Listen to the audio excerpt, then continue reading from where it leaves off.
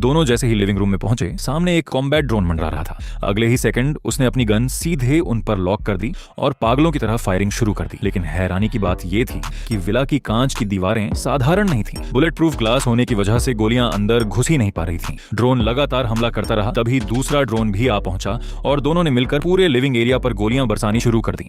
फिर भी कांच नहीं टूटा। आरव और करण दोनों शॉक में थे। उन्हें अब समझ आया कि उनके अंकल का ये विला किसी हाई सिक्योरिटी बंकर से कम नहीं था। लेकिन सिर्फ छुपकर बचना भी मुमकिन नहीं था। दोनों पीछे वाले दरवाजे से भागने निकले, मगर बाहर पहले से एक ड्रोन उनका रास्ता रोककर खड़ा था। सबसे चौंकाने वाली बात यह थी कि दरवाजा भी भारी स्टील से बना हुआ था। पूरा घर किसी पोस्ट अपोकैलिप्टिक फोर्ट जैसा लग रहा था। उधर किलर्स भी हार मानने वालों में से नहीं थे। जब गोलियां बेअसर हुई तो उन्होंने हाई एक्सप्लोसिव बम इस्तेमाल करने का फैसला किया। कुछ ही सेकंड में ड्रोन ने कई बम अंदर फेंक दिए। लगातार धमाकों के बाद आखिरकार बुलेट प्रूफ ग्लास टूट गया। अब दोनों के पास भागने के अलावा कोई रास्ता नहीं था। ड्रोन तुरंत घर के अंदर घुस आया और थर्मल स्कैनर से उनकी लोकेशन ढूंढने लगा। यहाँ तक कि तंग दरवाजों से निकलने के लिए उसका बॉडी फ्रेम खुद छोटा हो जाता था और अगर कोई लोहे की अलमारी में भी छुप जाए तब भी बचना नामुमकिन था। जब गोलियां अलमारी नहीं तोड़ पाईं तो ड्रोन ने फिर से बम दाग दिया। अब आरव और करण पूरी तरह मौत के जाल में फंस चुके थे। तभी आखिरी पल में आरव ने एक पुराना धनुष उठाया और ड्रोन पर हमला कर दिया। उसी मौके का फायदा उठाकर करण ने कुर्सी उठाकर ड्रोन पर दे मारी। दोनों ने अलमारी का टूटा दरवाजा ढाल की तरह इस्तेमाल करना शुरू कर दिया।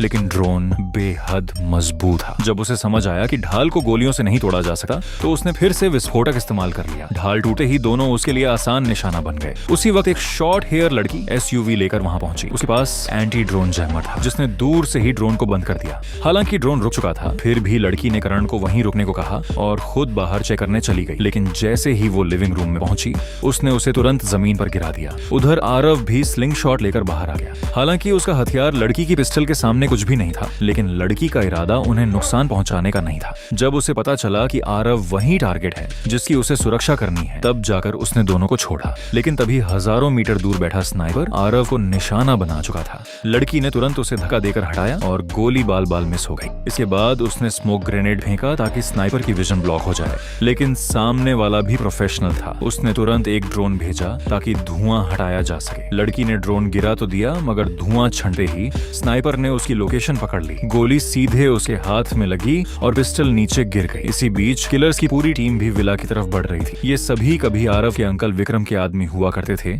लेकिन अब पैसों के लिए उसी के परिवार के पीछे पड़े थे। हालांकि आरव सिर्फ 21 साल की लड़की थी, लेकिन वो एक लेजेंडरी असैसिन की भतीजी थी। इसलिए गैंग का लीडर भी उसे हल्के में लेने की गलती नहीं कर रहा था। सभी अलग अलग रास्तों से विला में घुसने लगे, लेकिन आरव भी चुप बैठने वालों में से नहीं थी। उसने एक भारी हथियार उठाकर सीधा दुश्मनों पर फायर कर दिया। हालांकि वो उसे ठीक से कंट्रोल नहीं कर पाई। तभी लड़की ने हथियार संभाला और जवाबी हमला शुरू कर दिया। अगले ही पल एक किलर अंदर घुसा, लेकिन उसने तुरंत उसे शूट कर दिया। अब हालत ये थी कि चारों तरफ से दुश्मनों ने उन्हें घेर लिया था। सीधे बाहर निकलना लगभग नामुमकिन था। इसीलिए लड़की ने आरव और करण को स्टोर रूम में छुपने भेज दिया ताकि वो अकेले लड़ सके। लेकिन किलर्स लगातार फायरिंग करके उनका गोला बारूद खत्म करवाने की कोशिश कर रहे थे। स्नाइपर अब भी बाहर से उन पर नजर बनाए हुए था। जैसे ही दोनों स्टोर रूम की तरफ भागे, उसने तुरंत ट्रिगर दबा दिया। भारी इंपैक्ट से दोनों जमीन पर गिर पड़े। करण डर के मारे वहीं जम गया। आरव जितना भी चिल्लाती रही, वो हिलने तक की हिम्मत नहीं जुटा पाया। बाएं हाथ में गोली लगने के बावजूद उसने तुरंत पलटकर एक किलर को वहीं ढेर कर दिया। फिर अंधेरे में ऐसे गायब हुआ जैसे कभी था ही नहीं। किलर्स ने नाइट विजन ऑन करके देखा तो पता चला कि आरव अपनी साथी स्नेहा को बचाते हुए उसके ऊपर ढाल बनकर पड़ा था। जैसे ही दुश्मन ने टॉर्च जलाई, अंधेरे का फायदा उठाकर आरव एक एक कर सभी दुश्मनों को खत्म करने लगा। उसका हर वार सीधा जानलेवा साबित हो रहा था। अगर कोई किलर उसके सामने भी आ जाता तो आरव पल भर में हालात पलटकर उसे खत्म कर देता। एक एस लेवल टॉप असैसिन होने के नाते कुछ छोटे मोटे गुंडों से निपटना उसके लिए बेहद आसान था। अपने आदमियों को लगातार मरते देख गैंग लीडर करण घबरा गया।